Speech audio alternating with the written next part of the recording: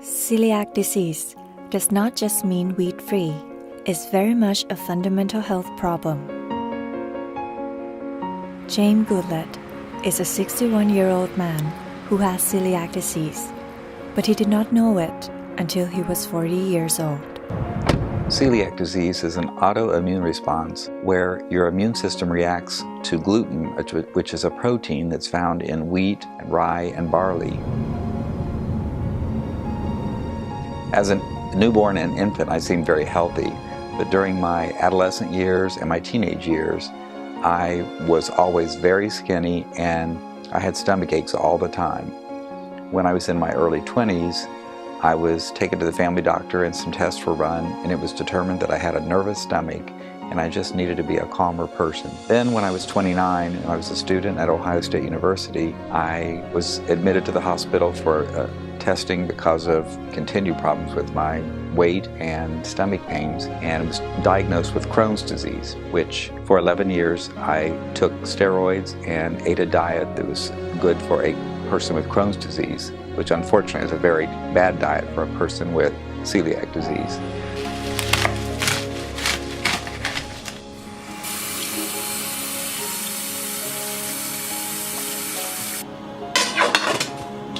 Before I was diagnosed with celiac disease, especially the last 11 years before, I ate a diet that was usually a very bland diet, but that included a lot of gluten foods, which contributed to my staying unhealthy until I was 40.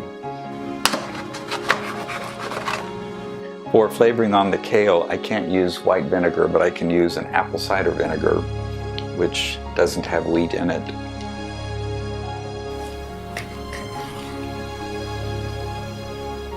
For all the years before I was diagnosed, I was constantly in pain, and I always felt that I would not live very long because I was so thin and so unhealthy. And even though I did normal things that for me included lots of sports and activities, I was very weak and it was very difficult to do anything well because I had no strength or energy to play long or play hard.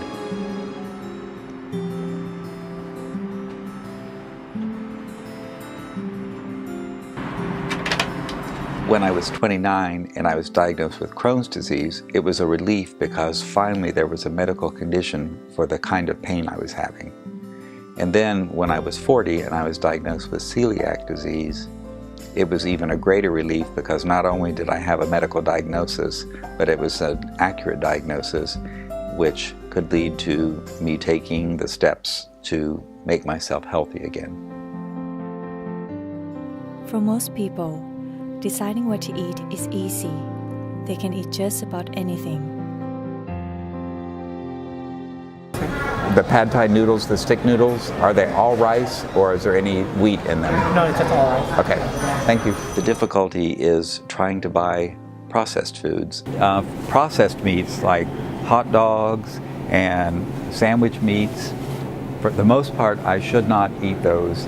But some products, like Adele they do have a gluten-free product. It doesn't mean it's necessarily healthy, but at least it won't hurt me because it is gluten-free. Gluten-free diets have become quite a fad. Some people feel they have not celiac disease, but just an intolerance for gluten or a low tolerance for gluten. And because the food industry has started producing so many gluten-free foods, and so many people are joining the non-gluten diets, that a lot of people and the mainstream media make fun of some of the gluten-free diets because they feel it's just a fad. But for someone with celiac disease, it really is a matter of good health versus bad health. Before I was diagnosed, my big sports were tennis and racquetball and volleyball. And they still are today, but the difference is that I can play and have energy throughout a match and feel just much stronger playing these sports.